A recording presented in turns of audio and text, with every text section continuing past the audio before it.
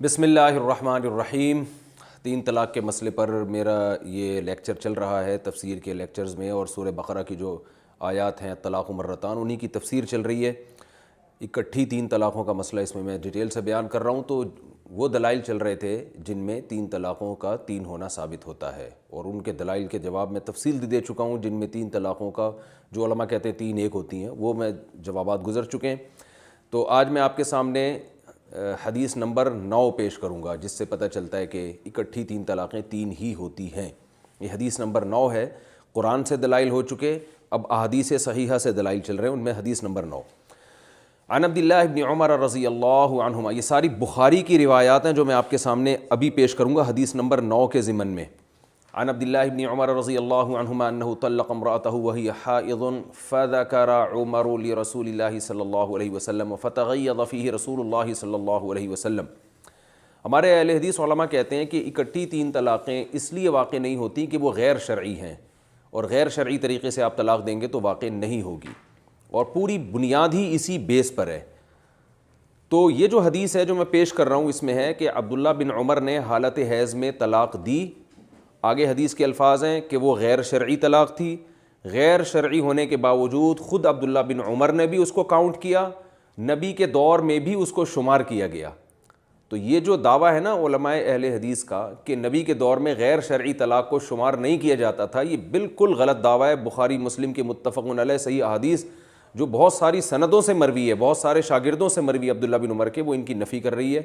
اور ان سے واضح طور پر ثابت ہوگا کہ غیر شرعی طلاق بہرحال واقع ہوتی ہے۔ تو چاہے وہ غیر شرعی حیض میں ہو یا اکٹھی ہو، ان پہ کوئی فرق نہیں ہے، دونوں غیر شرعی ہیں۔ عبداللہ بن عمر رضی اللہ عنہما سے روایت ہے انہ طلق امرأتہ، کہ آپ نے اپنی بیوی کو طلاق دی، وہی حائض، حالت حیض میں تھی، فذکر عمر لرسول اللہ صلی اللہ علیہ وسلم، اس بات کا تذکرہ عبداللہ بن عمر کے والد حضرت عمر نے نبی سے کیا، فتغیظ فیہ رسول اللہ صلی اللہ علیہ وسلم، آپ غضبناک ہوئے۔ یہ خوب یہ الفاظ آپ نوٹ کر لیں، غضب کے الفاظ، فتغیظ، آپ صلی اللہ علیہ وسلم غضبناک ہوئے۔ یہ ایک بہت اہم اس میں نکتہ ہے جو انشاءاللہ آگے آپ کے کام آئے گا۔ فتغیظ فیہ رسول اللہ صلی اللہ علیہ وسلم، آپ صلی اللہ علیہ وسلم غضبناک ہوئے، ظاہر ہے اس لیے کہ غیر شرعی تھی۔ ثم قال لیراجعها، آپ نے عبداللہ بن عمر کو حکم دیا کہ انہیں کہو کہ اپنی بیوی سے رجوع کریں۔ وفی روایت عن ابن سیرین، اور ابن سیرین کی روایت میں جو بخاری ہی کے الفاظ ہیں، قلت تحتسب قال فما، ابن سیرین کہتے ہیں میں نے عبداللہ بن عمر سے پوچھا کہ کیا اس طلاق کو کاؤنٹ کیا گیا تھا؟ آپ نے فرمایا فما، تو اور کیا کرتا، میں کاؤنٹ ہی نہ کرتا تو۔ دوسری روایت میں، یہ ساری بخاری کی روایتیں، یونس ابن جبیر فرماتے ہیں قلت تحتسب، کیا اس کو شمار کیا گیا تھا، یا ہم یوں بھی کر سکتے ہیں تحتسب، کیا آپ اس کو شمار کرتے ہیں؟ قال ارأیت، عبداللہ بن عمر نے فرمایا بھلا بتاؤ، ان عجز واستحمق، ایک آدمی صحیح طرح سے طلاق دینے سے عاجز آ گیا اور حماقت کا ارتکاب کر بیٹھا، تو کیسے سوال کر رہے ہو اس سے؟ یعنی سوال کرنے والے پہ تعجب کر رہے ہیں کہ اب اس کو کاؤنٹ بھی نہ کیا جائے، کیسی باتیں کر رہے ہو؟ اور سعید ابن جبیر جو عبداللہ بن عمر کے شاگرد ہیں، ان سے مروی ہے، قال، عبداللہ بن عمر نے فرمایا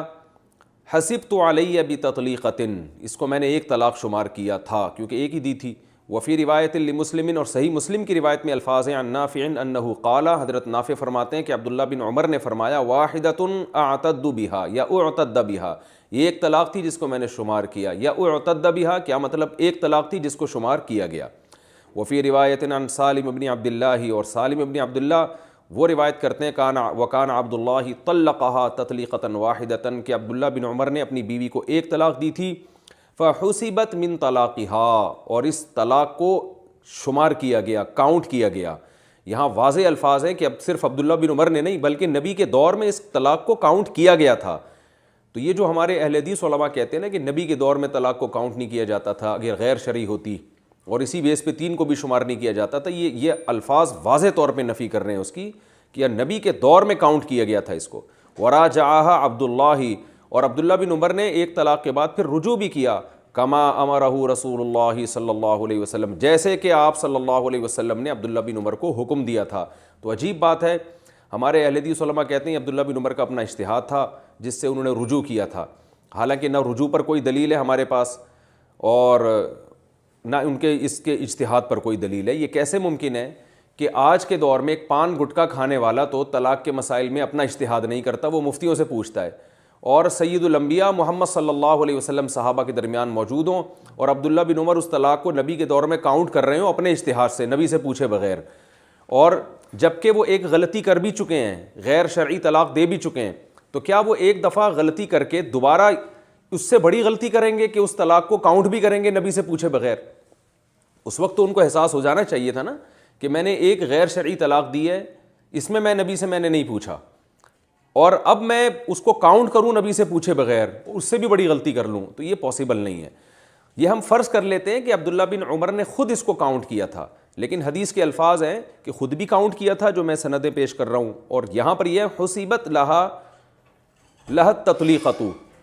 کہ یہ طلاق ان کے لیے کاؤنٹ کی گئی تھی، کی گئی کا مطلب اس دور میں اس کو کاؤنٹ کیا گیا تھا، تو پتہ چلتا ہے کہ صرف یہ اکیلے آپ کا عمل نہیں تھا، بلکہ اس دور میں اس کو باقاعدہ شمار کیا گیا تھا، صحابہ نے اس کو ایک طلاق سمجھا تھا، نبی نے اس کو ایک طلاق شمار کیا گیا، کہ یہاں اس موقع پر یہی مطلب ہوگا۔ وفی روایت لابن سیرین، اور ابن سیرین کی ایک دوسری روایت میں ہے افا حسبت علیہ، کہ کیا یہ طلاق ان پر شمار کی گئی تھی؟ قال فما، عبداللہ بن عمر فرماتے ہیں کہ فما تو اور کیا، تو یہاں بھی مطلب کیا ہے افا حسبت علیہ، اگر یہ ابن سیرین یہ پوچھتے نا کہ اے عبداللہ بن عمر کیا آپ نے کاؤنٹ کیا تھا، تو الفاظ ہوتے افا حسبت علیہ کیا آپ نے اس طلاق کو اپنے خلاف کاؤنٹ کیا تھا، یہ پوچھتے۔ یہاں الفاظ ہیں افا حسبت علیہ، کہ عبداللہ بن عمر کے جس شخص نے، جس کی آپ بات کر رہے ہیں وہ اپنی ہی بات کر رہے ہیں، جب طلاق دی گئی تھی تو حالت حیض میں دی گئی اس طلاق کو طلاق دینے والے پر کاؤنٹ کیا گیا تھا، تو آپ نے فرمایا فما تو اور کیا ہو گیا، کاؤنٹ نہیں کیا تو اور کیا کیا جاتا۔ وفی روایت عن یونس بن جبیر، اور یونس ابن جبیر کی روایت میں قال ابن عمر ما یمنعہ ارأیت ان عجز واستحمق، ان سے جب ابن عمر سے پوچھا گیا کہ اس طلاق کو شمار کیا گیا تھا، تو ابن عمر نے فرمایا کہ بتاؤ ایک آدمی صحیح طرح سے طلاق دینے سے عاجز آ گیا اور حماقت کا ارتکاب کر گیا، تو اب اسے طلاق کو کاؤنٹ کرنے سے کون سی چیز رکاوٹ بن رہی ہے؟ اور ابن سیرین کی دوسری روایت میں ہے ما لی لا اعتد بها، مجھے کیا ہو گیا کہ میں اس کو شمار نہیں کرتا۔ ہمارے اہل حدیث علماء کہتے ہیں کہ نبی کے دور میں 3 طلاقیں ایک سمجھی جاتی تھیں، اور اس لیے سمجھی جاتی تھیں کہ غیر شرعی ہیں، شریعت کے مطابق طلاق نہیں دی۔ تو آپ بتاؤ، عبداللہ بن عمر تو تعجب سے کہہ رہے ہیں کہ اگر غیر شرعی طریقے سے کوئی طلاق دیتا ہے تو اس کو تو بطریق اولا کاؤنٹ کرنا چاہیے، کیونکہ اس نے تو غلط کام کیے، غلط کام کرنے والے کو تھوڑی رخصتیں دی جاتی ہیں، غلط کام کرنے والے کے لیے تو احکام اور سخت ہوتے ہیں، تو اس طرح تو لوگ غلط کرتے رہیں گے، طلاقیں دیتے رہیں گے، تو وہ اس لیے عبداللہ بن عمر فرماتے ہیں مجھے کیا ہو گیا کہ میں اس کو شمار نہیں کرتا۔ ایک جگہ فرما رہے ہیں کہ بھلا بتاؤ ایک آدمی غلط طریقے سے طلاق دے رہا ہے پھر شمار بھی نہ کرے، تو اس سے پتہ چلتا ہے کہ نبی کے دور میں، یعنی اس بخاری اور مسلم کی متفق علیہ صحیح احادیث سے صاف پتہ چلتا ہے ان الفاظ سے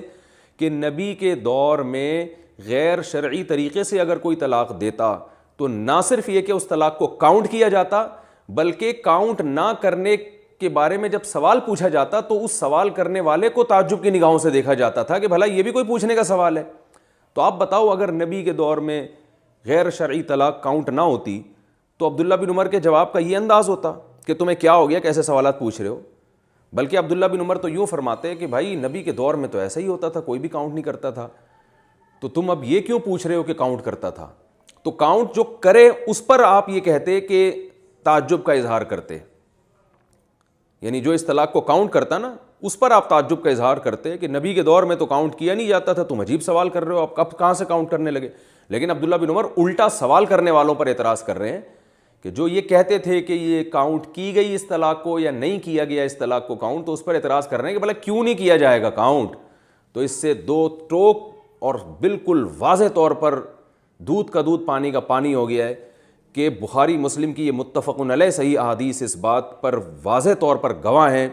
کہ رسول اللہ صلی اللہ علیہ وسلم کے دور میں اگر کوئی غلط طریقے سے طلاق دیتا، غیر شرعی طریقے سے طلاق دیتا، جیسے کہ اکٹھی 3 بھی غیر شرعی ہیں، تو نہ صرف یہ کہ اس کو کاؤنٹ کیا جاتا تھا، بلکہ جو اس کو کاؤنٹ نہیں کرتا تو اسے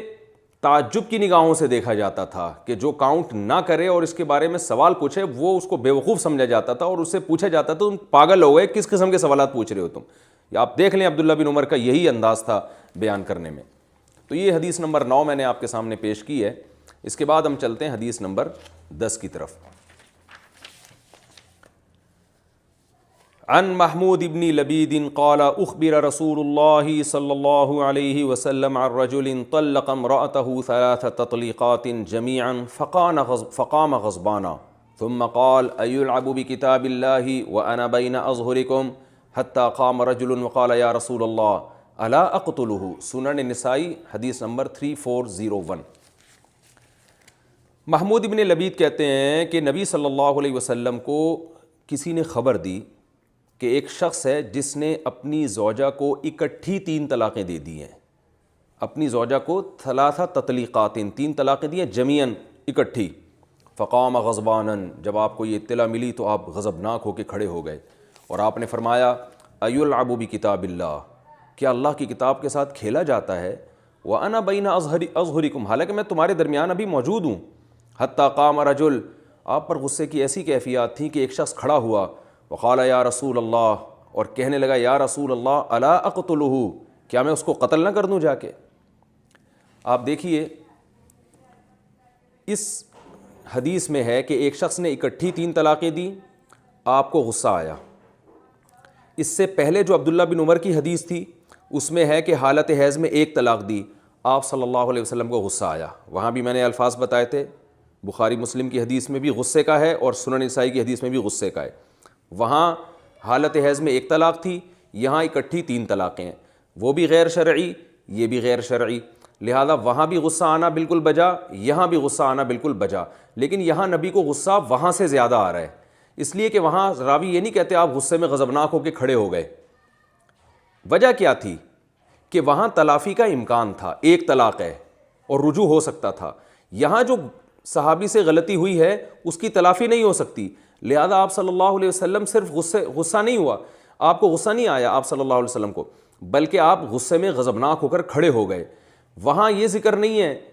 کہ کسی نے یہ کہا کہ اتنا نبی کو غصہ آیا کہ ایک صحابی نے پوچھا کہ یا رسول اللہ جس نے طلاق دی میں گردن اڑا دوں، ایسا بھی کچھ نہیں ہے. یہاں آ رہا ہے کہ اتنا غضبناک ہوئے نبی صلی اللہ علیہ وسلم کہ مجلس میں موجود صحابی نے عرض کیا یا رسول اللہ آپ مجھے اجازت دیں میں اس کو قتل کر دوں. یعنی اتنا بڑا جرم کیا اس نے. تو اس سے صاف پتہ چلتا ہے کہ اکٹھی 3 طلاقیں دینا یہ زیادہ بڑا جرم ہے حالت حیض میں 1 طلاق دینے سے. تو لیکن یہاں اس کا کوئی تذکرہ نہیں ہے کہ نبی نے ان کو رجوع کا حکم دیا. دیکھیے عبداللہ بن عمر نے 1 طلاق دی تھی نا،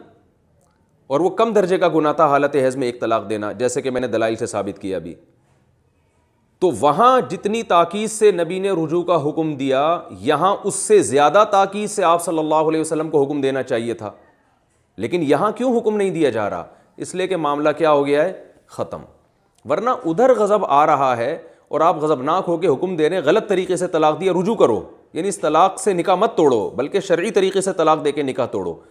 کیونکہ اگر حضرت عبداللہ بن عمر وہاں رجوع نہ کرتے تو 1 طلاق کے بعد جب 3 مینسز گزرتے تو نکاح ختم ہو جاتا. لیکن آپ فرما رہے ہیں نہیں غلط طریقے سے دیے، اس سے رجوع کرو، دوبارہ پھر آگے تمہیں الگ سے طلاق دینی پڑے گی.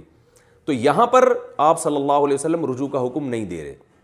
کیونکہ وہاں گناہ ہوا ہے اس کی تلافی ممکن ہے، یہاں جو گناہ ہوا ہے اس کی تلافی ممکن نہیں ہے. یا ہمارے اہل حدیث حضرات یہ کہتے ہیں کہ بھئی ہو سکتا ہے نبی نے رجوع کا حکم دیا ہو، یا جو ہے وہ اس راوی نے ذکر نہ کیا ہو اس کا. دیکھیں ایک بات خوب سمجھیں، بسا اوقات ایسا ہوتا ہے راوی کسی واقعے کے تمام پہلوؤں کا تذکرہ نہیں کرتے، لیکن یہ اس وقت ہوتا ہے جب راوی پوری ڈیٹیل کو ترک کر دیتے ہیں، وہ ٹو دا پوائنٹ بات کرتے ہیں کہ 3 طلاقیں ہوئی تھیں نبی غضبناک ہوئے بس. لیکن راوی ایک پہلو کا تذکرہ کر رہے ہیں، یہ بھی تذکرہ کر رہے ہیں کہ نبی کو غصہ آیا، یہ بھی تذکرہ کر رہے ہیں، یعنی اس واقعے کے جو اہم پہلو ہے نا ان کے تمام پہلوؤں کا تذکرہ راوی کر رہے ہیں کہ نبی صلی اللہ علیہ وسلم کو غصہ آیا، نبی صلی اللہ علیہ وسلم کھڑے ہو گئے، اتنا غضبناک ہوئے کہ ایک شخص کہہ رہا ہے کہ آپ مجھے اجازت دیں کہ میں اس کو قتل کر دوں. تو آپ بتائیں یہ پہلو کا ذکر تو بڑے اہتمام سے ہو رہا ہے. اگر نبی نے رجوع کا حکم دیا ہوتا تو صحابی رسول اس پہلو کا ذکر اور زیادہ اہتمام سے کرتے، کیونکہ اس واقعے میں سب سے اہم پہلو یہ تھا کہ رجوع کا حکم دیا جا رہا ہے. تو یہ کیسی بات ہے کہ جو سب سے امپورٹنٹ پہلو تھا اس کو تو ترک کر دیا، اور جو کم درجے کی اہمیت والے جو اس وقت جو حالات تھے وہ صحابی رسول اس کو بیان کر رہے ہیں، تو یہ ہو نہیں سکتا. یا تو صحابی پوری تفصیل چھوڑتے، واقعہ کو اختصاراً ذکر کرتے، ہم کہتے ہیں بہت سے پہلو چھوڑ دیے، لیکن صحابی وہ جو بہت زیادہ اہم نہیں تھے پہلو ان کا تو تذکرہ کر رہے ہیں، اور جو پہلو موسٹ امپورٹنٹ پہلو تھا، کیونکہ یہ تو اگر نبی نے رجوع کا حکم دیا ہوتا کہ 3 ایک ہوئی ہیں تو یہ تو انتہائی اہم پہلو تھا، صحابی اس کو کیسے نظر انداز کر سکتے ہیں؟ اس سے صاف پتہ چلتا ہے کہ عبداللہ بن عمر والی حدیث میں صحابی اس امپورٹنٹ پہلو کو بیان کر رہے ہیں کہ نبی نے رجوع کا حکم دیا. یہاں چونکہ رجوع کا حکم ہی نہیں دیا اس لیے صحابی اس کو بیان کر ہی نہیں رہے ہیں. تو یہ حدیث بہت واضح دلیل ہے اس بات کی کہ 3 طلاقوں کے بعد رجوع کا حکم نہیں ہے، ورنہ 3 طلاقیں ناجائز ہیں. جیسے حالت حیض میں طلاق ناجائز ہے، تو وہاں جب نبی صلی اللہ علیہ وسلم رجوع کا حکم دے سکتے ہیں تو یہاں آپ صلی اللہ علیہ وسلم نے حکم کیوں نہیں دیا؟ اور اگر دیا تو صحابی نے انتہائی اس اہم ترین پہلو کو لوگوں کے سامنے بیان کیوں نہیں کیا؟ ممکن ہے ہمارے اہل حدیث بھائی یہ دلیل میں جواب دیں کہ نبی کے دور میں اکٹھی 3 طلاقوں کو ایک سمجھنا اتنا معروف تھا کہ نبی صلی اللہ علیہ وسلم نے اس لیے حکم نہیں دیا کہ وہ تو صحابی کو پہلے سے پتہ ہوگا کہ 3 ایک ہوتی ہیں. چلیں یہ فرض کر لیتے ہیں،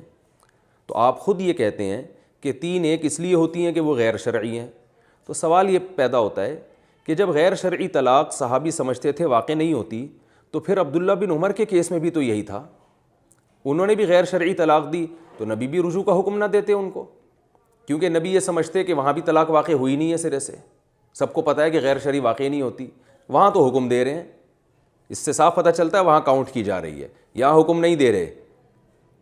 اس سے صاف پتہ چلتا ہے کہ یہاں بھی کاؤنٹ کی جا رہی ہے، وہاں چونکہ ایک تھی اس لیے رجوع کے بعد رہنے کا حق حاصل تھا، یہاں 3 ہیں، یہاں رجوع کا کوئی فائدہ نہیں ہے. تو یہ بہت واضح دلیل ہے اس بات کی کہ آپ صلی اللہ علیہ وسلم 3 طلاقوں کے بعد رجوع کا حق نہیں سمجھتے تھے. اور ایک کامن سینس کی بات ہے، اگر صحابی رسول نے 3 طلاقیں دی اور وہ کلعدم تھی، ان کی کوئی حیثیت ہی نہیں تھی، تو پھر آپ صلی اللہ علیہ وسلم کا اتنا غضبناک ہونا، غصے سے غضبناک ہو کے کھڑے ہو جانا اور صحابی کا آپ کے غضب کو دیکھ کے اجازت مانگنا کہ مجھے حکم دے میں ان کا سر قلم کر دوں، تو یہ سب باتوں کا کوئی مطلب نہیں بنتا. یہ تو سب غضبناک اس لیے ہو رہے ہیں کہ ایک شخص نے اپنے ہنستے بستے گھر کو اپنے غضب سے مغلوب ہو کر 3 الفاظ کے ذریعے بالکل اجاڑ دیا ہے. کیونکہ اگر یہ 3 الفاظ سے کوئی اثر ہی نہیں نکلنا تھا پھر اتنا غصہ نہیں بنتا. دیکھیں ایک آدمی آج اکٹھی 3 طلاقیں دے کے آتا ہے، بتاتا ہے مفتی صاحب کو، خود بھی رو رہا ہوتا ہے اور ایسے اپنی کہانی سناتا ہے کہ مفتی کو بھی رونا آ جاتا ہے. تو رونا آنا یا غصہ آنا، یہ جو جذباتی کیفیات بنتی ہیں یہ اسی صورت میں بنتی ہیں کہ جب ان طلاق کے جو اثرات ہیں وہ مرتب ہو رہے ہوں، اس کا نتیجہ نکل رہا ہو، اس سے گھر اجڑ رہا ہو. اگر اس سے گھر اجڑتا ہی نہیں ہے تو محض ایک تھپڑ لگایا جاتا ہے، ابے بھائی تو کیا 3 دے رہا ہے تو ہوتا ہوگی تو پھر بھی ایک ہی، تو 3 دو 1000 دو، کوئی فرق ہی نہیں پڑتا. تو پھر اتنا غصہ نہیں آتا انسان کو ایسی باتوں پہ. تو غصہ آنا نبی کا اس کی علامت ہے کہ بھائی تو اپنا بیڑا غرق کر کے آ گیا ہے، تو ایک اچھا بھلا گھر اجاڑ کر آ گیا اپنے غصے کی وجہ سے. تو اس طرح سے طلاق دیتا جس طرح قرآن نے بیان کی ہے، سوچ سمجھ کے. پھر ہم یہ سمجھتے کہ بھائی تو نے ایک سوچ سمجھ کے ایک فیصلہ کیا ہے، اگر گھر یعنی بیوی کو طلاق بھی دی ہے تو سوچ سمجھ کے دی ہے، جذباتی پن سے متاثر ہو کے نہیں دی ہے. تو یہ سب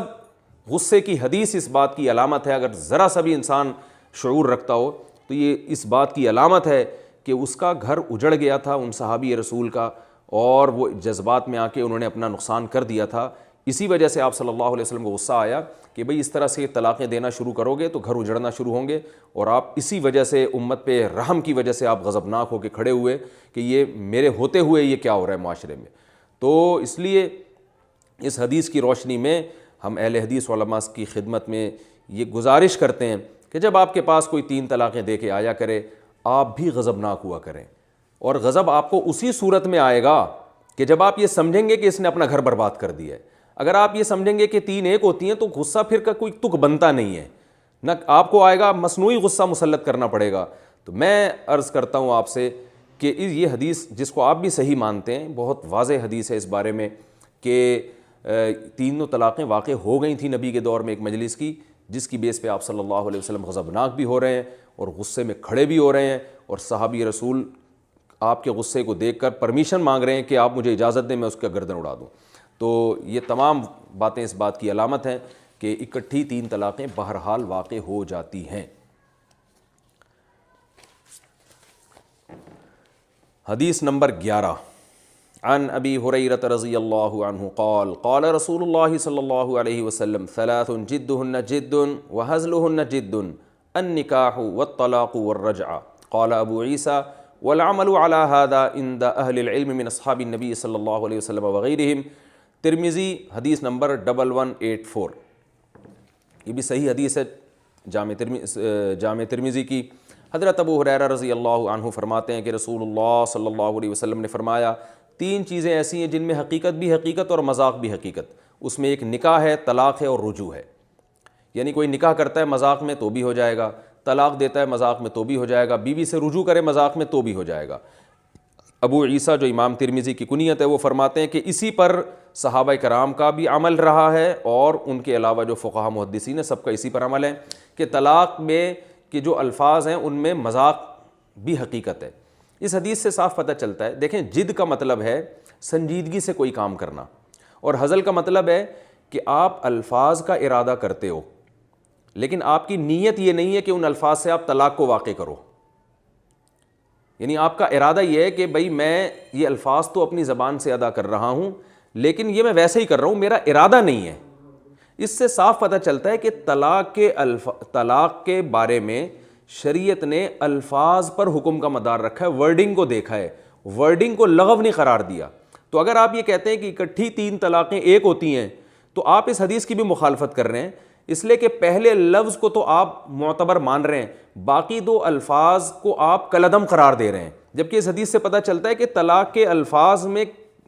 کالعدم نہیں ہو سکتے، جب زبان سے نکلیں گے تو وہ اثر کریں گے. تو یہ حدیث بھی اس بات کی واضح دلیل ہے کہ طلاق میں الفاظ ہی اصل ہیں، آپ کی نیت کو نہیں دیکھا جائے گا اور آپ کے ارادے کو نہیں دیکھا جائے گا بلکہ الفاظ ہی پر حکم کا مدار ہوگا. تو یہ بھی حدیث اس بات کی واضح علامت ہے کہ آپ اگر بقیہ 2 طلاقوں کو کالعدم قرار دیتے ہیں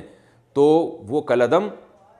قرار دینا یہ اس کی علامت ہے، آپ نے ان کو ہزل قرار دے دیا ہے. ہزل کا مطلب یہی ہے کہ اس کو آپ مؤثر نہیں مان رہے. تو یہ اس حدیث کے ظاہر کی بھی خلاف ہو جائے گا. اس حدیث سے بھی پتہ چلتا ہے کہ کسی نے 3 دفعہ الفاظ دہرائے تو ان طلاقوں کو 3 ہی سمجھا جائے گا.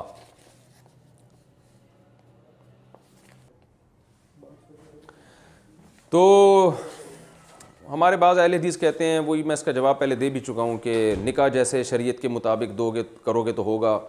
جیسے بغیر گواہوں کے کوئی نکاح کر لے تو نہیں ہوتا، اسی طرح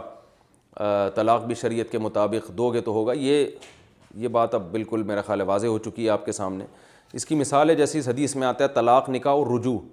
ان میں ہزل نہیں ہے. تو آپ بتائیں رجوع کے بارے میں تو قرآن کہتا ہے 2 گواہوں کی موجودگی میں رجوع کرو بیوی سے، لیکن پوری امت کا اجماع ہے، آپ بھی مانتے ہیں کہ گواہ نہیں بھی ہوں، کسی نے رجوع کر لیا تو رجوع ہو جائے گا. اور رہا مسئلہ کہ نکاح بغیر گواہوں کے نہیں ہوتا، تو اس کے بارے میں تو صحیح حدیث موجود ہے، لا نکاح الا بشہود، کہ نکاح گواہوں کے بغیر نہیں ہوتا. اور اس میں شریعت نے گواہوں کی شرط اس لیے لگا دی ہے کہ پھر نکاح اور زنا میں فرق ہی ختم ہو جائے گا نا. کوئی بھی گرل فرینڈ کو جا کے کہے گا آج سے تم میری بیوی ہو، چپکے سے کہے گا، وہ بھی کہے گا چلو میں بیوی ہوں، رکھا پھر چھوڑ دیا، تو ایک تماشا بن جائے گا. تو اس لیے اسلام نے نکاح کے بارے میں احکام کو سخت رکھا ہے. طلاق کے بارے میں ایسی کوئی حدیث نہیں ہے کہ طلاق بغیر گواہوں کی نہیں ہوتی. تو یہ جو میں نے اس بارے میں احادیث تھی آپ کے سامنے پیش کی ہیں، اور میں انشاءاللہ صحابہ کے فتاویٰ آپ کے سامنے پیش کروں گا. اور یہ خوب ذہن میں رکھیں کہ اس پر محدثین کا اجماع ہے. نخبۃ الفکر میں علامہ ابن حجر رحمہ اللہ تعالی نے نقل کیا، اور نخبۃ الفکر ایک ایسی کتاب ہے حدیث کی، اصول حدیث کی، جو تمام مکاتب فکر کے ہاں پڑھائی جاتی ہے، جو اہل حدیث علماء بھی پڑھتے ہیں، علماء عرب بھی پڑھتے ہیں، ساری دنیا میں اس کو ایک مقبولیت حاصل ہے. تو اور اس میں لکھا ہوا ہے کہ صحابی رسول اگر کوئی ایسا فتویٰ دیں، ایسا قول پیش کریں جو قول ایسا ہو کہ جس میں رائے کا دخل نہ ہو، تو وہ مستقل حدیث ہی کے حکم میں ہوتا ہے. یعنی اس کو باقاعدہ نبی کا قول ہی سمجھا جائے گا، یعنی یہ فرض کیا جائے گا کہ یہ نبی ہی نے فرمایا ہے، کیونکہ صحابی رسول اس میں اپنی طرف سے بات نہیں کر سکتے. مثال کے طور پر کسی صحابی نے کوئی ایسا فتویٰ دیا جس میں آپ یہ کہہ رہے ہیں کہ بھائی یہ ان کے پاس حدیث نہیں ہوگی اور انہوں نے اجتہاد کیا ہوگا اس بارے میں، تو اجتہاد کی بیس پر انہوں نے کوئی بات کی ہے، تو ہم کہہ سکتے ہیں بھائی ہو سکتا ہے یہ ان کی اپنی رائے ہو. لیکن اگر صحابی نے کوئی ایسی بات کی ہے جس میں رائے کا دخل ہی نہیں ہے، مثال کے طور پر کوئی صحابی یہ بیان کرتے ہیں کہ کوئی شخص یہ والی دعا پڑھے تو اس کو اتنی نیکیاں ملیں گی، تو علماء کہتے ہیں، محدثین کہتے ہیں کہ یہ صحابی کا قول حدیث مرفوع کے حکم میں ہے، یعنی یہ ایسے ہی ہے جیسے نبی نے فرمایا. کیونکہ کسی کام پر مخصوص نیکیاں ملنا یہ صحابی اپنی رائے سے نہیں کہہ سکتے، یہ تو وحی کے ذریعے ہی پتہ چلے گا نا، اور وحی نبی پہ نازل ہوتی تھی تو نبی ہی بتائیں گے تو صحابی آگے بتا سکتے ہیں، ورنہ یہ صحابی اس میں رائے چل نہیں سکتی اس میں۔ تو اسی طرح یاد رکھیں جو طلاق کے مسائل ہیں نا، کوئی طلاق دے کے آ رہا ہے تو صحابی اس کو کہہ رہے ہیں کہ بیوی حرام ہو گئی، تو یہ حلال و حرام کرنا بھی صحابی رسول کا اپنا فعل نہیں ہو سکتا۔ اس لیے طلاق سے متعلق صحابہ کے جتنے فتاویٰ ہمیں ملتے ہیں اس میں یہی، اس اصول کی بیس پر یہی سمجھا جائے گا کہ یہ نبی ہی کا قول ہے، یعنی حکمن، کیونکہ نبی سے سنے بغیر ایسا ہو نہیں سکتا، کیونکہ اس میں صحابی طلاق کے مسائل میں اجتہاد نہیں چلتا۔ مثال کے طور پر آج امت کے علماء اگر اجتہاد کریں کہ اگر کوئی 3 اکٹھی دیتا ہے تو ہم اس کو ایک بھی فرض نہیں کریں گے، تو یہ فرض کرنے کا علماء کو حق نہیں ہے، کیونکہ طلاق کے مسائل کا تعلق ہے بیوی کے حلال یا حرام ہونے سے، اور حلال و حرام کا اختیار اللہ نے نہ علماء کو دیا، نہ مجتہدین کو، نہ صحابہ کو، یہ تو اختیار اللہ نے اپنے پاس رکھا ہے۔ تو اور اسی وجہ سے اللہ نے ڈیٹیل سے ڈیورس کے، طلاق کے حکام بیان کیے۔ تو صحابہ کے طلاق سے متعلق جو فتاویٰ ہیں، تو ان جو صریح طلاق سے متعلق فتاویٰ ہیں، تو ان فتاویٰ کو یہی سمجھا جائے گا کہ نبی صلی اللہ علیہ وسلم کا قول ہے، کیونکہ محدثین کا اصول ہے کہ وہ صحابی کے اقوال یا وہ فتاویٰ جو غیر مدرک بالقیاس ہیں، یہ ٹرم استعمال کی جاتی ہے، تو ان کو حدیث مرفوع ہی سمجھا جاتا ہے، حکماً وہ مرفوع حدیث ہے، یعنی وہ نبی کا قول ہی سمجھا جائے گا، لہذا اس کو مستقل دلیل اور مستقل حدیث سمجھا جائے گا۔ تو اب میں آپ کے سامنے انشاءاللہ صحابہ کرام کے فتاویٰ پیش کروں گا کہ صحابہ کے سامنے جب کوئی اکٹھی 3 طلاقیں دے کے آیا کرتا تھا تو وہ کیا فتویٰ دیا کرتے تھے، اور میں نے آپ کے سامنے عرض کیا کہ یہ جتنے بھی فتاویٰ ہیں یہ حدیث مرفوع ہی کے حکم میں ہے، لہذا ان کو مستقل حدیث ہی کہا جائے گا، حدیث سمجھا جائے گا، اس کی ڈیٹیل میں آپ کو بیان کر چکا ہوں۔ اور یہ جو فتوے صحابہ کے میں آپ کے سامنے پیش کروں گا یہ حدیث کی بہت ساری کتابوں میں آپ کو ملیں گے، مصنف عبد الرزاق میں بھی، مصنف ابن ابی شیبہ میں بھی، سنن بہقی میں بھی، اور سنن ابی داؤد میں بھی، لیکن میں نے ان میں ایک ہی کتاب کا انتخاب کیا ہے حدیث نمبر پیش کرنے کے لیے، اور وہ ہے مصنف ابن ابی شیبہ، کیونکہ وہ صحابہ کے فتاویٰ اور آثار بہت اہتمام سے نقل کرتے ہیں، اور ابن ابی شیبہ رحمہ اللہ تعالی امام بخاری کے استاذ بھی ہیں، تو اپنی کتاب میں وہ ان فتاویٰ کا تذکرہ کرتے ہیں، تو میں اس لیے بہت ساری کتابوں میں سے صرف ایک کتاب کا ریفرنس کے طور پہ حوالہ دوں گا۔ تو حدیث نمبر 12 ہے اور مصنف ابن ابی شیبہ کی روایت ہے یہ 17790، حدثنا ابو بکر قال حدثنا علی بن مسہر عن شقیق ابن عبد اللہ عن انس قال كان عمر رضی اللہ عنہ اذا اتي برجل قد طلق امرأته ثلاثا في مجلس اوجعه ضربا وفرق بینہما۔ حضرت عمر رضی اللہ عنہ سے مروی ہے کہ حضرت عمر رضی اللہ عنہ کے سامنے جب کوئی شخص 3 طلاقیں دے کے آتا تو آپ اس کو کوڑے مارتے اور اس بیوی کی اور اس کے درمیان جدائی کر ڈالتے۔ حدیث نمبر 17801 جو کہ حدیث نمبر 13 ہے، جس ترتیب سے ہم چل رہے ہیں، 13ویں حدیث، اور ابن ابی شیبہ کی 17801۔ حدثنا ابو بکر قال حدثنا وکیع عن سفیان عن سلمة بن کہیل عن زید بن وہب ان رجلا بطالا كان بالمدینة طلق امرأته ألفا فرجع إلى عمر فقال إنما كنت ألعب فعلى عمر رأسه بالدرة وفرق بينهما۔ زید بن وہب کہتے ہیں کہ ایک شخص مدینہ میں پہلوان تھا، اس نے اپنی بیوی کو 1000 طلاقیں دی، حضرت عمر کے پاس آیا اور کہنے لگا میں تو مذاق کر رہا تھا، کھیل رہا تھا۔ حضرت عمر نے اس کے سر پہ کوڑے مارے اور اس کی بیوی کے درمیان جدائی کر دی۔ حدیث نمبر 14 اور ریفرنس میں حدیث نمبر 17805، حدثنا ابو بکر قال حدثنا وکیع والفضل دکین عن جعفر بن برقان عن معاویة بن ابی یحییٰ قال جاء رجل الى عثمان فقال انی طلقت امرأتی 100 قال 3 تحرمها عليك و97 عدوان۔ ابو یحییٰ کہتے ہیں کہ ایک شخص حضرت عثمان رضی اللہ تعالیٰ عنہ کے پاس آئے جو خلیفہ راشد ہیں، اور کہنے لگا کہ میں نے اپنی بیوی کو 100 طلاقیں دی ہیں۔ حضرت عثمان نے فرمایا 3 سے تیری بیوی حرام ہو گئی ہے، باقی 97 طلاقیں وہ عدوان ہیں، حد سے تجاوز ہے۔ حدیث نمبر 15 اور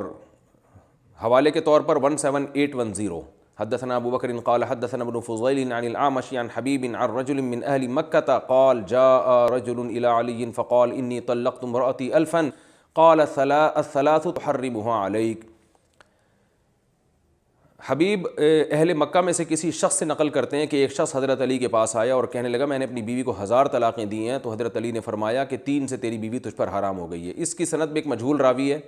جو میں نے بہت محض تائید کے طور پر یہ حدیث پیش کر دی ہے، اس کی سند پر کلام ہو سکتا ہے۔ حدیث نمبر 16 اور 17805،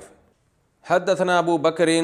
حدثنا وکیع والفضل بن دکین عن جعفر بن برقان قال عن معاویہ بن ابی یحییٰ قال جاء رجل الى عثمان فقال انی طلقت امرأتی 100 قال 3 تحرمها علیک و97 عدوان وفی روایت واقسم سائرہن بین اہلک۔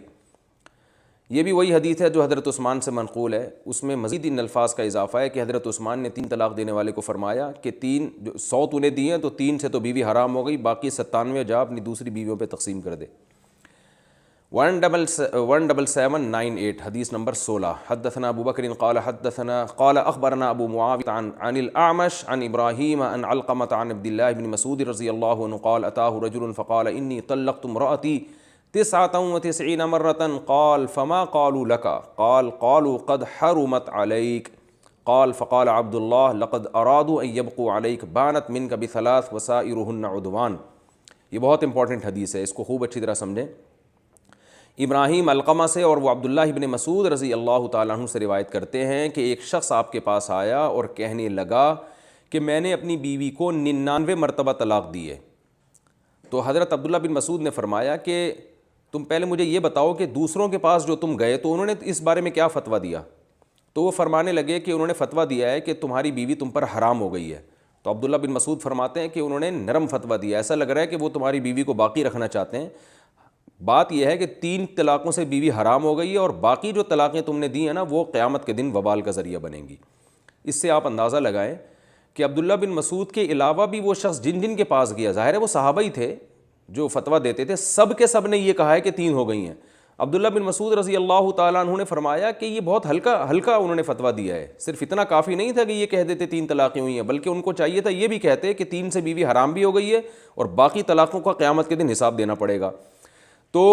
اس سے صاف پتہ چلتا ہے کہ صحابہ کرام کے دور میں 3 کو 3 سمجھا جاتا تھا، کہ جو عبداللہ بن مسعود سے فتویٰ لینے آ رہا ہے وہ جس کے پاس بھی جا رہا ہے وہ سب یہی فتویٰ دے رہے ہیں کہ حرام ہو گئی ہے بیوی۔ آگے حدیث نمبر 17 اور ریفرنس کے طور پر 17799 حدثنا ابو بکر قال حدثنا حفص عن الاعمش عن ابراہیم عن علقمۃ عن عبد اللہ انه سئل عن رجل طلق امرأته 100 تطلیقة قال حرمتها 93 عدوان۔ اعمش ابراہیم سے، وہ علقمہ سے، وہ عبداللہ بن مسعود سے روایت کرتے ہیں کہ ایک شخص نے اپنی بیوی کو 100 طلاقیں دیں تو حضرت عبداللہ بن مسعود نے فرمایا کہ 3 طلاقوں سے بیوی حرام ہو گئی ہے اور باقی جو 97 طلاقیں ہیں وہ حد سے تجاوز ہے، وہ اس کا بھی حساب دینا پڑے گا قیامت کے دن۔ حدیث نمبر 18 17811 حدثنا ابو بکر قال حدثنا محمد بن فضیل عن عاصم عن ابن سیرین عن علقمہ عن عبد اللہ بن مسعود قال اتاه رجل فقال انه كان بيني وبين امرأتي كلام فطلقتها عدد النجوم قال تكلمت بالطلاق قال نعم قال عبد الله قد بين الله الطلاق فمن أخذته فمن طلق كما أمره الله فقد تبين له ومن لبس على نفسه جعلنا به لبسه لا تلبسوا على أنفسكم ونتحمله عنكم هو كما تقولون۔ حضرت علقمہ فرماتے ہیں کہ عبداللہ بن مسعود رضی اللہ تعالیٰ عنہ کے پاس ایک شخص آیا اور کہنے لگا کہ میرے اور میری بیوی کے درمیان ایک جھگڑا ہوا تو میں نے اسے کہا کہ ستاروں کے برابر طلاق۔ عبداللہ بن مسعود نے فرمایا کیا تم نے طلاق کا لفظ استعمال کیا تھا؟ انہوں نے فرمایا ہاں۔ عبداللہ بن مسعود نے فرمایا کہ اللہ نے طلاق کا طریقہ جو بیان کیا ہے قرآن مجید میں وہ تو واضح ہے، تو تم نے یہ طریقہ کہاں سے نکالا؟ عمن اخذتہ۔ پھر آگے عبداللہ بن مسعود نے فرمایا جو اللہ کے بتائے ہوئے طریقے کے مطابق طلاق دے گا وہ تو اللہ نے بتا دی ہے طریقہ، اور جو اپنے اوپر معاملے کو مشتبہ کرے گا یعنی گول مول لفظوں سے طلاق دے گا تو ہم اس کی بات کو اسی پر لوٹائیں گے۔ پھر فرمایا کہ اپنے آپ کو خود کنفیوژن میں مت ڈالو کہ تم طلاقیں دے کر آؤ اور پھر ہم تمہارا بوجھ اپنے اوپر اٹھائیں، ہوا کما تقولون، جو الفاظ تم نے جیسے استعمال کیے وہی ہم فتویٰ دے رہے ہیں، یعنی اسی کے حساب سے، کیونکہ طلاق کے الفاظ استعمال کیے تو طلاق ہو گئی ہے۔ یعنی ان کا مطلب یہ تھا کہ اب 1 طلاق دیتے یا 2 طلاق دیتے یا 3 طلاق دیتے پھر تو واضح ہے 3 طلاقیں، لیکن عدد نجوم سے تمہاری کیا مراد ہے کہ ستارے جتنے دنیا میں ہیں تو اتنی طلاقیں مراد ہیں یا 1 طلاق ہے لیکن تم تاکید کے لیے بتا رہے ہو کہ تاکید کے لیے ستاروں کا عدد شامل کر رہے ہو،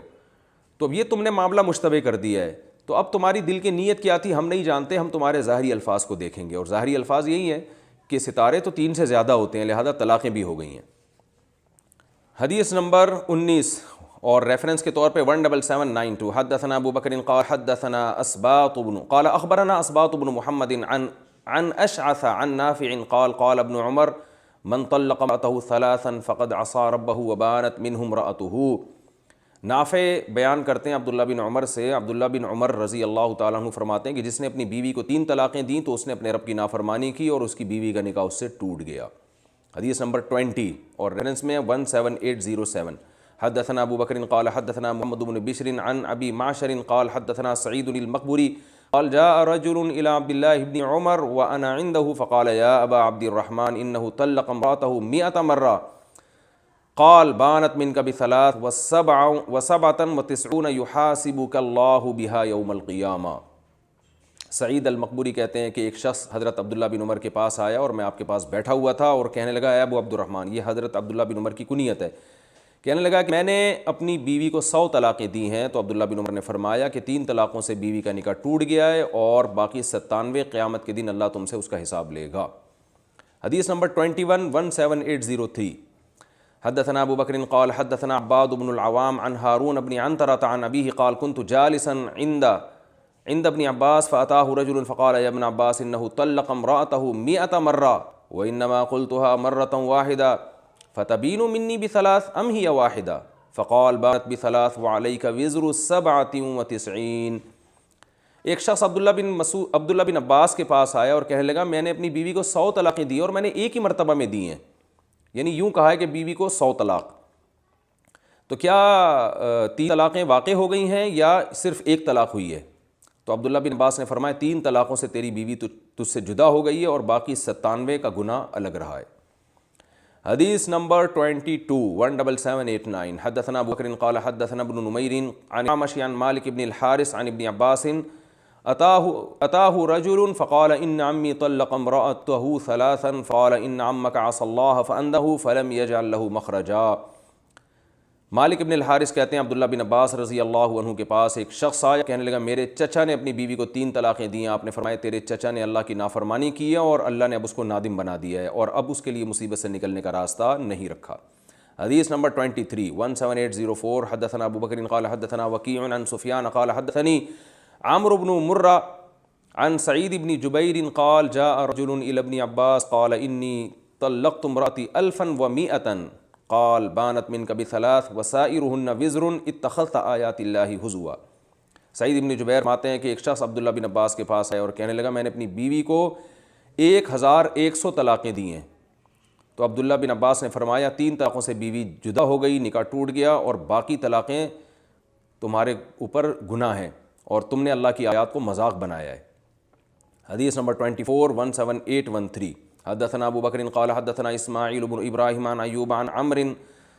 سئل ابن عباس عن رجل طلق امرأته عدد النجوم فقال يكفيه من ذلك رأس الجزاء.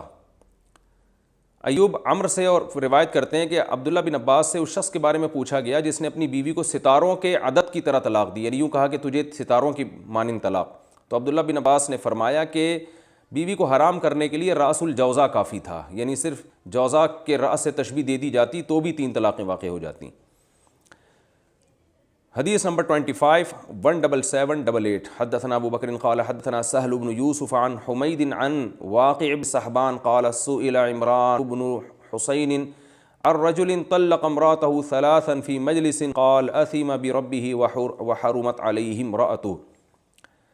واقع بن صحبان کہتے ہیں کہ حضرت عمران ابن حسین رضی اللہ عنہ سے پوچھا گیا اس شخص کے بارے میں جس نے اپنی بیوی کو ایک ہی مجلس میں 3 طلاقیں دی ہوں. تو حضرت عمران ابن حسین رضی اللہ عنہ نے فرمایا کہ اس نے اپنے رب کی نافرمانی کی اور اس کی بیوی اس پر حرام ہو گئی.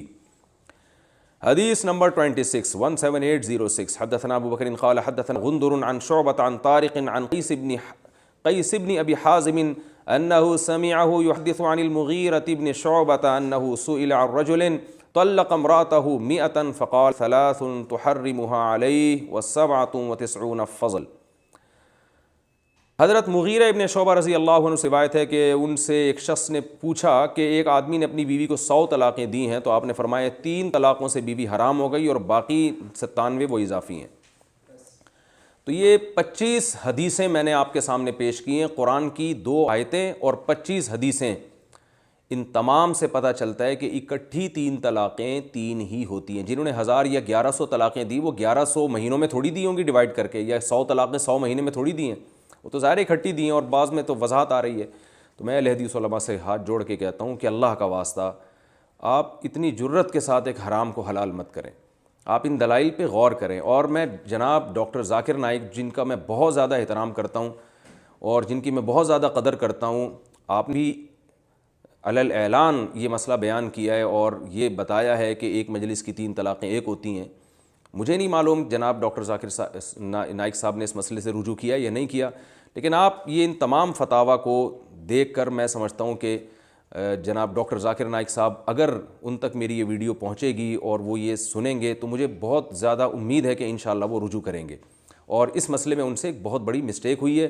کیونکہ اہل حدیث علماء سے بھی لوگ فتویٰ لیتے ہیں اور یہ فتویٰ لیا جاتا ہے, جناب ڈاکٹر ذاکر نائک صاحب کا بھی حوالہ دیا جاتا ہے کہ اتنے بڑے اسکالر ہیں. تو اس سے معلوم ہوتا ہے کہ ان اسکالر سے اس بارے میں بہت بڑی غلطی ہوئی ہے, مسٹیک ہوئی ہے, اور ان سب کو شاید دھوکہ ہوا ہے علامہ ابن تیمیہ رحمہ اللہ سے. جو میں نے ان ایپیسوڈز کو جب میں ریکارڈ کروا رہا تھا اس کے شروع میں نے یہ بات کی تھی کہ ان سے خطا ہوئی ہے, تو اسی خطا کو سب فالو کرتے آ رہے ہیں. آخر میں ایک بات کہہ کے اپنی اس پورے یعنی تقریر کو ختم کروں گا.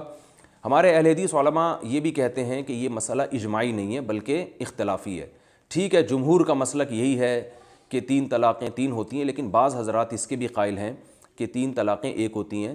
تو اجماعی مسئلہ نہیں ہے. بات اصل میں یہ ہے کہ یہ اجماعی مسئلہ ہے, اس میں اختلاف رائے کی گنجائش نہیں ہے. علماء اہل حدیث یہ ثابت کرنے کے لیے کہ یہ اجماعی مسئلہ نہیں ہے, سب سے پہلے امام طحاوی رحمہ اللہ تعالیٰ کا حوالہ دیتے ہیں, بلکہ اس سے بھی پہلے بعض صحابہ اور تابعین سے نقل کرتے ہیں. تو میں نے وہ آپ کے سامنے روایتیں پیش کر دی ہیں کہ جن تابعین اور صحابہ سے وہ نقل کرتے ہیں ان کی کیا حیثیت ہے, یہ ڈیٹیل میں گزر چکی ہے. تو کوئی ایک صحابی بھی نہیں ہے, ایک تابعی بھی نہیں ہے جس سے واضح طور پر یہ منقول ہو کہ انہوں نے رخصتی کے بعد ایک مجلس کی 3 طلاقوں کو ایک کہا ہو. تو اس بارے میں جو ڈیٹیل سے میں بیان کر چکا ہوں اور بباغ دہل یہ دعویٰ کرتا ہوں کہ کوئی ایک روایت مجھے اس بارے میں دکھا دے یا علماء کے سامنے پیش کر دے, تو ایسا کچھ بھی نہیں ہے. دوسرا, ہمارے اہل حدیث علماء حوالہ دیتے ہیں امام طحاوی حنفی رحمہ اللہ تعالیٰ کا, جو 3 صدی ہجری کے عالم تھے. انہوں نے اپنی کتاب میں مشکل شرح معانی الآثار میں لکھا ہے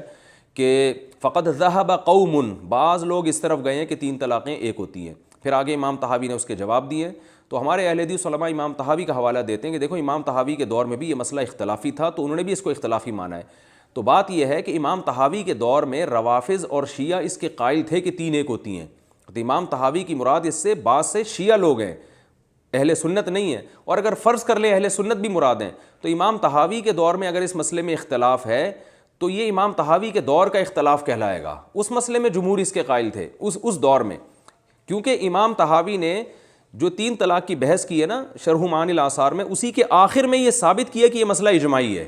یعنی صحابہ تابعین کا اس میں اجماع ہے. آپ امام طحاوی کی کتاب میں آخر میں دیکھ سکتے ہیں. میں وقت کیونکہ ایپیسوڈ بہت زیادہ ہو گئے اس لیے میں یعنی اسی حوالے پر اکتفا کر رہا ہوں, ورنہ میں آپ کو مشکل الآثار شرح معانی الآثار آپ کے سامنے رکھ کے دکھاتا, کوئی بھی اس میں مطالعہ کر سکتا ہے. امام طحاوی نے 3 طلاق کی بحث کے آخر میں یہ لکھا ہے کہ یہ مسئلہ صحابہ اور تابعین میں اجماعی ہے. تو اس کا مطلب صحابہ تابعین میں جب ایک مسئلے میں اجماع ہو گیا تو بات کا اختلاف پھر معتبر نہیں ہوتا, اور اجماع دلیل قطعی ہوتا ہے, اس کی مخالفت جائز نہیں ہوتی. بعض ہمارے اہل حدیث علماء یہ بھی کہتے ہیں کہ علامہ نووی رحمہ اللہ, ابن حجر نے رحمہ اللہ جیسے محدثین نے بھی اس کو جمہور کا مسلک قرار دیا ہے کہ بھئی جمہور کے نزدیک 3 ہوتی ہیں. تو اس سے پتہ چلتا ہے مسئلہ اختلافی ہے. تو میں عرض کر رہا ہوں یہ جمہور بعد میں جمہور کا مسلک بنا ہے, صحابہ تابعین میں اس میں اجماع تھا. ابن حجر نے یہ کہیں نہیں لکھا کہ صحابہ تابعین میں یہ اجماعی مسئلہ یہ جمہور کا مسلک یہ تھا. تو بعد میں تو سبھی, میں بھی کہہ رہا ہوں آج جمہور کا مسلک یہ کہ 3 ہوتی ہیں, بعض لوگ کہتے ہیں 3 ایک ہوتی ہیں. تو آج کے جمہور کا اعتبار نہیں ہے, صحابہ کے دور میں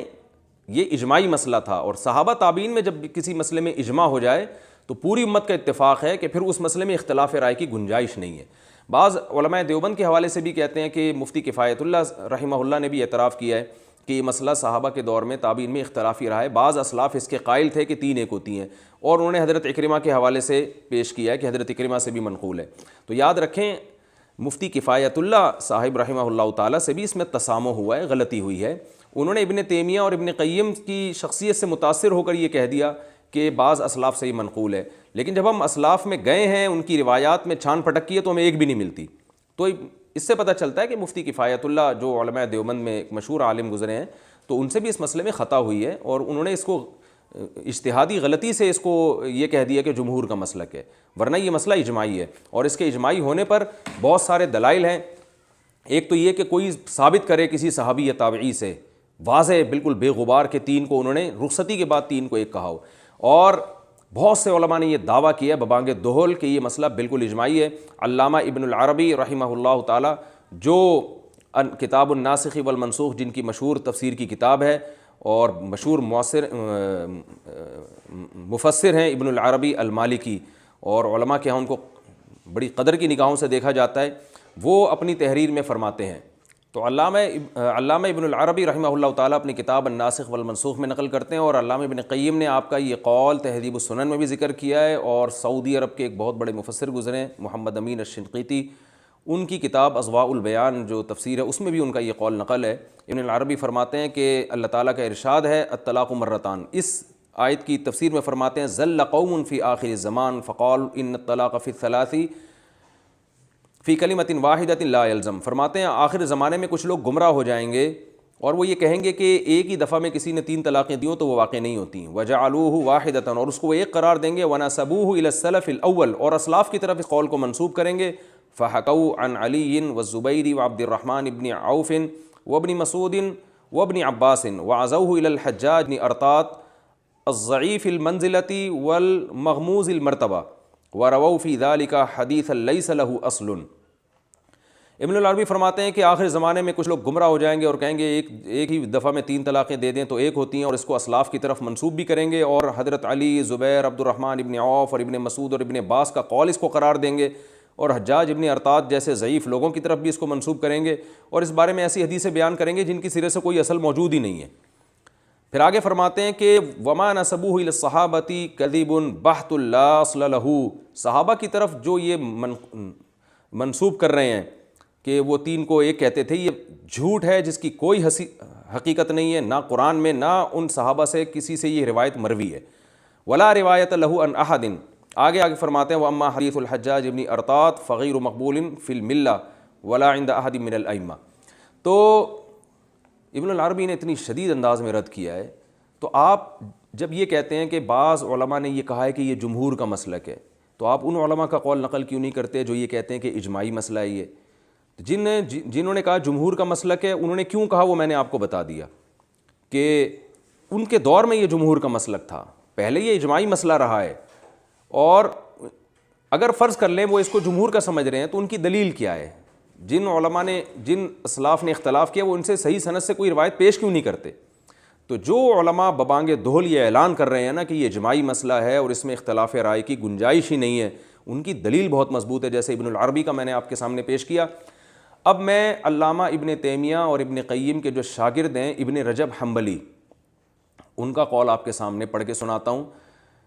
وہ بھی پہلے 3 طلاق کو ایک کہتے تھے، اس کے بعد انہوں نے اس مسئلے سے رجوع کیا اور اپنے دونوں استاذوں سے رجوع کیا، کے قول سے رجوع کیا، اور ببانگ دہل یہ اعلان کیا کہ یہ مسئلہ اجماعی ہے، اس میں اختلاف رائے کی گنجائش نہیں ہے. وَاعْلَمْ أَنَّهُ لَمْ يَثْبُتْ عَنْ أَحَدٍ مِّنَ الصَّحَابَةِ وَلَا مِنَ التَّابِعِينَ وَلَا مِنْ أَئِمَّةِ السَّلَفِ الْمُعْتَدِّ بِقَوْلِهِمْ فِي الْفَتَاوَى فِي الْحَلَالِ وَالْحَرَامِ شَيْءٌ صَرِيحٌ أَنَّ الطَّلَاقَ الثَّلَاثَ بَعْدَ الدُّخُولِ يُحْسَبُ وَاحِدَةً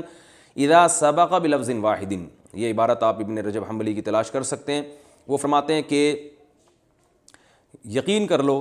کہ کسی ایک صحابی یا تابعین سے بھی یہ منقول نہیں ہے، اور نہ ائمہ مجتہدین میں سے کسی ایک سے بھی یہ کسی صحیح سند کے ساتھ واضح طور پر منقول ہے کہ کسی نے رخصتی کے بعد بیوی کو 3 طلاقیں دے دیں ایک ہی لفظ میں تو وہ ایک شمار ہوں گی. تو انہوں نے بھی فرمایا کہ یہ مسئلہ اجماعی ہے. اور یہ آپ مجھے اس کتاب کا حوالہ میں بھول گیا ہوں، تو یہ جو میں نے عربی الفاظ پڑھے ہیں نا، علماء ان عربی الفاظ کو بڑے آرام سے انٹرنیٹ پہ سرچ کر کے ان کی اصل کتاب سے یہ حوالہ نکال سکتے ہیں. تو میں نے پوری عربی عبارت اسی لیے پڑھی آپ کے سامنے کہ کتاب کا حوالہ، یعنی کتاب مجھے ابھی یاد نہیں ہے کہ کس کتاب میں کس یعنی صفحہ نمبر مجھے اس وقت یاد نہیں ہے، اور میں نے کہیں لکھا تھا میں بھول گیا، تو مجھے زبانی عبارت چونکہ ان کی یاد تھی تو میں نے اس لیے زبانی عبارت آپ کو پڑھ کے سنا دی ہے. تو اس زبانی عبارت سے آپ اس کو سرچ کر سکتے ہیں. صاحب ہدایہ نے جب 3 طلاق کا مسئلہ بیان کیا تو انہوں نے فرمایا کہ دیکھیں شریعت کا اصول ہے کہ جس مسئلے میں اختلاف رائے ہو فقہا کا، تو اس میں اگر جج یعنی قاضی کسی ایک مسئلے پر فیصلہ کر دے ایک رائے پر، تو پھر جج کی رائے کا احترام شریعت میں کیا جائے گا اور اس پر عمل کیا جائے گا۔ لیکن 3 طلاق کے مسئلے میں بہت سے علماء نے اس کی تصریح کی ہے کہ اگر عدالت یعنی کورٹ بھی یہ فیصلہ کر دیتی ہے کہ کسی نے 3 طلاقیں دی ہوں تو کورٹ اس کو ایک قرار دے گی تو وہ کورٹ کا فیصلہ بھی کالعدم ہوگا، اس لیے کہ اس میں اختلاف رائے کی گنجائش نہیں ہے، قرآن و سنت نے اس کو اتنی وضاحت سے بیان کیا۔ تو یہ علامہ ابن حمام جو بڑے محقق گزرے ہیں انہوں نے بھی اس بات کی تصریح کی ہے، فتح القدیر جو ہدایہ کی ان کی شرح ہے، کہ اگر کوئی شخص 3 طلاقیں دے کے عدالت جاتا ہے اور عدالت اس کو یہ فیصلہ سنا دیتی ہے کہ ایک ہوگی تو یہاں عدالت کا فیصلہ بھی کالعدم ہوگا، اور اس کی وجہ یہ بیان کی جاتی ہے لِأَنَّهُ لَيْسَ فِيهِ اختلاف بل فِيهِ خلاف، اس لیے کہ اس مسئلے میں اختلاف رائے نہیں ہے بلکہ حق کی مخالفت ہے۔ تو ہم الزام نہیں لگاتے اپنے اہل حدیث علماء پر کہ انہوں نے جان کر حق کی مخالفت کی ہے، ان کی نیت پہ کوئی شبہ نہیں کر سکتا، لیکن اتنی بات ان دلائل سے اور صحابہ کے فتاوی اور قرآن و حدیث سے بہرحال واضح ہو جاتی ہے کہ ہمارے اہل حدیث بھائیوں سے، اہل حدیث علماء سے 3 طلاق کے مسئلے میں معمولی غلطی نہیں ہوئی، بہت بڑی غلطی ہوئی ہے۔ تو انسان خطا کا پتلا ہے، غلطی ہر ایک سے ہو سکتی ہے، میں سمجھتا ہوں ان دلائل کے بعد رجوع کر لینا چاہیے۔ اور آخر میں ایک بات یہ بھی کہ بعض حضرات کہتے ہیں کہ اس میں عورت کا نقصان ہے اکٹھی 3 طلاقوں کو واقع کرنے میں مانتا ہوں بعض دفعہ عورت کا نقصان ہے، لیکن بعض دفعہ عورت کا فائدہ بھی ہوتا ہے، کیونکہ اللہ نے نکاح ختم کرنے کا اختیار عورت کو دیا ہے۔ میرے پاس ایسے کیسز بھی آئے ہیں کہ خاتون نے مجھے فون کیا اور کہا کہ میرے شوہر نے اکٹھی 3 طلاقیں دی ہیں، وہ کہیں سے فتویٰ لے آیا ہے اور فتوے میں ہے کہ 1 طلاق ہوئی ہے، تو آپ کی کیا رائے ہے؟ میں نے کہا بالکل غلط فتویٰ ہے، اس کی کوئی حیثیت نہیں ہے، آپ اپنے شوہر پر حرام ہو گئی ہیں۔ کہنے لگی الحمدللہ، میں اس آدمی سے جان چھڑانا چاہتی تھی، اس نے میرا جینا حرام کیا ہوا تھا، اللہ کا کتنا فضل ہو گیا کہ اللہ نے اس کے غصے کی وجہ سے مجھے اس سے نجات دے دی ہے۔ تو اس طرح کی عورتیں بھی ہیں۔ تو اگر آپ 3 کو 1 کہتے ہو تو اس میں ان عورتوں کا بھی نقصان ہوگا جو جذباتی مردوں کے جو ہے نا طلاق کا جنہوں نے جذباتی مردوں نے ان کے لیے طلاق کے لفظ کو کھیل بنایا ہوا ہے۔ تو اس اب دیکھنا یہ نہیں ہے کہ نقصان کس کا ہے فائدہ کس کا ہے، دیکھنا یہ ہے کہ اللہ اس کے رسول کا حکم کیا ہے، حکم واضح ہے اور اس میں 2 رائے نہیں ہو سکتی۔ اللہ تعالی ہم سب کو سمجھنے کی عمل کی توفیق عطا فرمائے۔ وما علینا الا البلاغ۔